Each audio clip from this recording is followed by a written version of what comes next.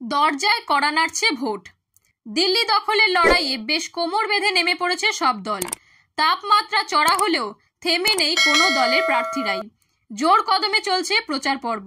বাংলায় এখন যদিও অনেকখানি স্তিমিত লাল দুর্গ, এখন বরং সবুজ আর গেরুয়া রঙের মধ্যেই সম্মুখ সমর। সব গরমকে উপেক্ষা করেই চলছে ভোট প্রচার।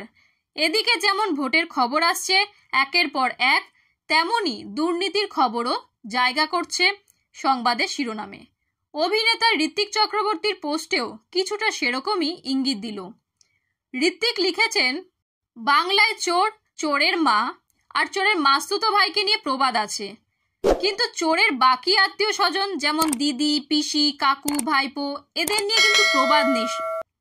অভিনেতার ইঙ্গিত কোন দিকে তা বুঝতে অসুবিধা হয়নি নেট নাগরিকদের। এই পোস্টের কমেন্টে একজন লিখলেন, আপনাকে কুর্নিশ জানাই ঋত্বিকদা সিদ্ধারা থাকার জন্য, ভালো থাকুন, সুস্থ থাকুন। দ্বিতীয়জন কমেন্টে লিখলেন, নেই তো তাহলে শুরু হোক, যেমন চোরের ভাইপো ডাকাত, চোরের পিসির বড় গলা ইত্যাদি ইত্যাদি। তৃতীয় জনের মন্তব্য, উদাহরণ বলে উদাহরণ একেবারে জলজ্যান্ত। রাজ্যের বর্তমান রাজনৈতিক পরিস্থিতি নিয়ে প্রতিবাদে সামিল হয়েছেন বুদ্ধিজীবীরা। প্রাথমিক শিক্ষায় নিয়োগ দুর্নীতির কারণে রাজ্য জুড়ে হইচই। এমনকি 2016 সালের গোটা প্যানেলটাই বাতিল করেছে কলকাতা হাইকোর্ট। সেই একই রায় বহাল রেখেছে সুপ্রিম কোর্টও।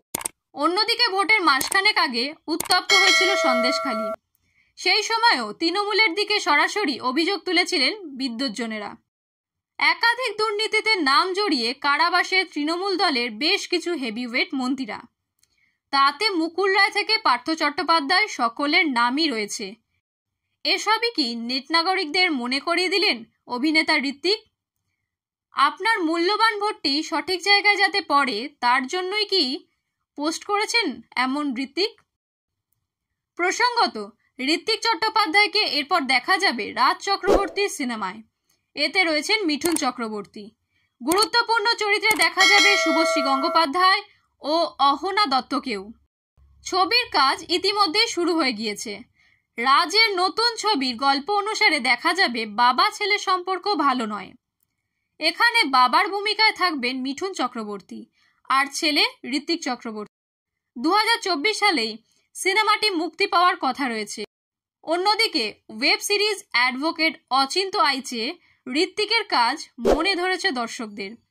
টান টান কোর্টরুম ড্রামা মনে ধরেছে দর্শকদের।